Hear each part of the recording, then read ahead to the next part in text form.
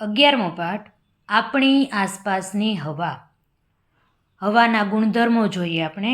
હવા જગ્યા રોકે છે, હવાને રંગ નથી, હવા પારદર્શક છે, હવા દળ ધરાવે છે, પાણી અને જમીનમાં પણ હવા રહેલી હોય છે.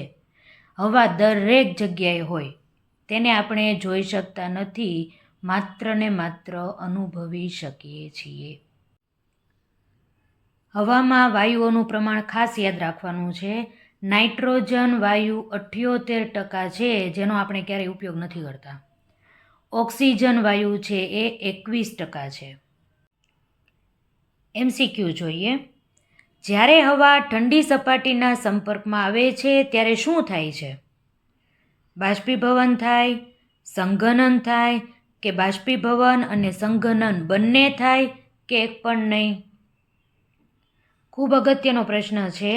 જ્યારે હવા ઠંડી સપાટીના સંપર્કમાં આવે ત્યારે સંઘનન થાય. તેથી વિકલ્પ આવશે બી, સંઘનન.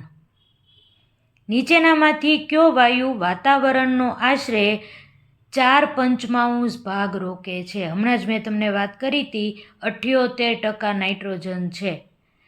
એટલે કે આખા 5 ભાગમાંથી 4 ભાગ જેટલો છે એ નાઇટ્રોજન છે, જેનો આપણે ક્યારેય ઉપયોગ કરતા નથી. તેથી વિકલ્પ આવશે બી, નાઇટ્રોજન. પૃથ્વીની આજુબાજુના હવાના સ્તરને શું કહેવાય? વાતાવરણ. હવા શું છે? તત્વ, સંયોજન કે મિશ્રણ? મિશ્રણ છે. હવા છે એ મિશ્રણ છે. વિકલ્પ આવશે બી, મિશ્રણ. દહન માટે કયો વાયુ જરૂરી છે? ઓક્સિજન. કોઈ પણ પદાર્થને સળગાવવો હોય, ઓક્સિજનની હાજરી જરૂરી છે. તેથી વિકલ્પ આવશે એ, ઓક્સિજન. સૂકી માટીના ઢેફા ઉપર પાણી નાખતા તેમાંથી પરપોટા કેમ નીકળે છે? આ પ્રયોગ આપણે કરેલો છે. કારણ કે માટીના ઢેફામાં હવા હોય છે. તેથી વિકલ્પ આવશે બી. વનસ્પતિ પ્રકાશ સંશ્લેષણની ક્રિયા દરમિયાન કયા વાયુનું ઉત્પાદન કરે છે? પ્રકાશ સંશ્લેષણની ક્રિયા એટલે કે વનસ્પતિ ખોરાક તૈયાર કરે ત્યારે. ખોરાક તૈયાર કરે છે ત્યારે કાર્બન ડાયોક્સાઇડ વાયુનો ઉપયોગ કરે છે અને ઓક્સિજન વાયુ મુક્ત કરે છે.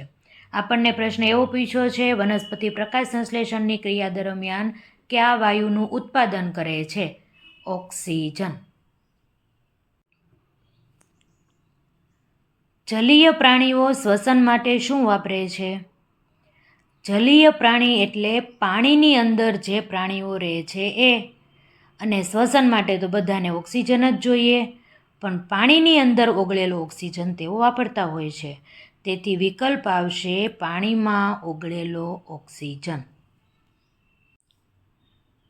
વાતાવરણમાં કયા બે વાયુઓ હવાનો 99% ભાગ રોકે છે? ઓક્સિજન અને નાઇટ્રોજન 99% ભાગ રોકી નાખે છે. કેવી રીતે? ચાલો જોઈએ. આપણને ખબર છે ઓક્સિજન કેટલા ટકા છે? 21%. નાઇટ્રોજન કેટલા છે? 78%. થઈ ગયો 99% ભાગ. 1%માં અન્ય વાયુઓ હોય, તેમાં કાર્બન ડાયોક્સાઇડ અને બીજા બધા ઘણા બધા વાયુઓ આવી જાય. નીચે આપેલ વિધાનો માટે કયો વિકલ્પ ખોટો છે? હવામાં ધૂળના રજકણો આવેલા હોય છે. આ તો સાચી વાત છે. જળચર પ્રાણીઓ દ્રાવ્ય ઓક્સિજનનો ઉપયોગ કરે છે. આ પણ સાચું છે. મીણબત્તીના દહનથી ઓક્સિજન વાયુ ઉત્પન્ન થાય છે. ઓક્સિજન વાયુ થોડો ઉત્પન્ન થાય, ઓક્સિજન વાયુનો તો ઉપયોગ થાય. તેથી ત્રીજું વિધાન ખોટું છે. કુદરતના જળચક્ર માટે હવામાં પાણીની બાષ્પનું હોવું ખૂબ જ મહત્વનું છે. આ પણ સાચી વાત છે. તો કયું વિધાન ખોટું આવ્યું? ત્રીજું. વિકલ્પ આવશે સી, માત્ર વિધાન 3. નીચેનામાંથી કયા વિધાનો યોગ્ય છે? પદાર્થના દહન માટે ઓક્સિજન જરૂરી છે. સાચી વાત છે ભાઈ. વાતાવરણમાં કાર્બન ડાયોક્સાઇડનું પ્રમાણ સૌથી વધુ હોય છે. ખોટી વાત છે. નાઇટ્રોજનનું પ્રમાણ સૌથી વધારે હોય. પ્રાણીઓ શ્વસન ક્રિયામાં કાર્બન ડાયોક્સાઇડ વાયુ ઉત્પન્ન કરે છે. સાચી વાત છે. ઓક્સિજન લઈએ અને કાર્બન ડાયોક્સાઇડ બહાર કાઢીએ. તેથી આ વાક્ય સાચું છે. હવામાં રજકણોની હાજરી દરેક સ્થળે સરખી હોય છે એવું થોડું છે? ખોટી વાત છે. વિકલ્પ વિધાન ચોથું ખોટું છે. ચાલો ઓપ્શન જોઈએ. ક્યાં ક્યાં સાચા છે? પહેલું અને ત્રીજું. વિકલ્પ આવશે સી 1 અને 3. નીચે આપેલ વિધાનો માટે કયો વિકલ્પ અયોગ્ય છે? એટલે કે ખોટો કયો છે? હવાની હાજરીને લીધે જ પક્ષીઓ, ચામાચીડિયા અને કીટકો ઉડી શકે છે. સાચી વાત છે. હવા ન હોય તો ન ઉડી શકે. હવા જળચક્રમાં ઘણો અગત્યનો ભાગ ભજવે છે. આ પણ સાચું છે. તો જ વરાળ બનેલી હવા છે ઉપર ને ઉપર જઈને વાદળા બંધાય. વરાળ બનેલી હવા નહીં, વરાળ છે હવાના કારણે ઉપર જાય અને વાદળા બંધાય. બોલવામાં ફેરફાર થઈ ગયો. વનસ્પતિ શ્વસન દરમિયાન કાર્બન ડાયોક્સાઇડ વાપરે છે. શ્વસન દરમિયાન કોઈ કાર્બન ડાયોક્સાઇડ ન વાપરે. શ્વસન દરમિયાન ઓક્સિજન જ વાપરે. કાર્બન ડાયોક્સાઇડ તો તે પ્રકાશ સંશ્લેષણ કરે ને ત્યારે વાપરે. પવનચક્કીનો ઉપયોગ વિદ્યુત ઉત્પન્ન કરવા માટે છે. સાચી વાત છે. પવનચક્કી દ્વારા આપણે વિદ્યુત ઉત્પન્ન કરી શકીએ. આપણો પ્રયોગ યાદ કરો એટલે ખબર પડી જશે. તો કયા વિકલ્પ અયોગ્ય છે? વિકલ્પ 3. વિધાન 3 વિકલ્પ સી એ સાચો વિકલ્પ છે. 13મો પ્રશ્ન. નીચેના વિધાન પર વિચાર કરો. કયો વિકલ્પ સાચો છે? પહેલું વિધાન, આપણી આસપાસ બધે જ હવા રહેલી છે. સાચી વાત છે. હવાને જોઈ શકાય છે. ખોટી વાત છે. આપણે હવાને જોઈ શકતા નથી. હવા જગ્યા રોકે છે એ સાચું છે. હવા રંગ ધરાવે છે એ ખોટું છે.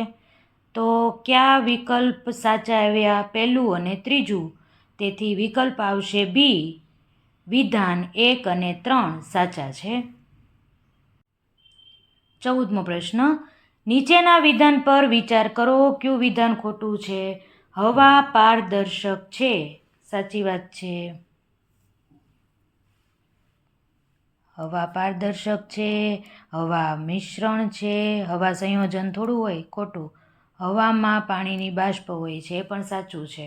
તો કયું વિધાન ખોટું આવે છે? વિધાન 3. તેથી વિકલ્પ આવશે સી. વાતાવરણમાં કયા વાયુનું પ્રમાણ સૌથી વધારે છે? નાઇટ્રોજન. વનસ્પતિ કઈ ક્રિયા દ્વારા પોતાનો ખોરાક બનાવે છે? પ્રકાશ સંશ્લેષણ. ખાલી બોટલને પાણી ભરેલી ડોલમાં ડૂબાડતા શું પરિસ્થિતિ જોવા મળશે? બોટલ તરશે. બોટલમાંથી પરપોટા બહાર આવશે. બુડબુડ અવાજ આવશે. ખાલી બોટલને પાણી ભરેલી ડોલમાં આપણે ડૂબાડીએ, ઊંધી ડૂબાડવાની છે. જો આમના મૂકી દઈએ તો તરે, પણ આપણને પ્રયોગની દ્રષ્ટિએ કીધું છે. તેથી જ્યારે આપણે ત્રાંસી કરશું બોટલ એટલે બોટલમાંથી પરપોટા બહાર આવશે અને બુડબુડ આવો અવાજ પણ આવશે.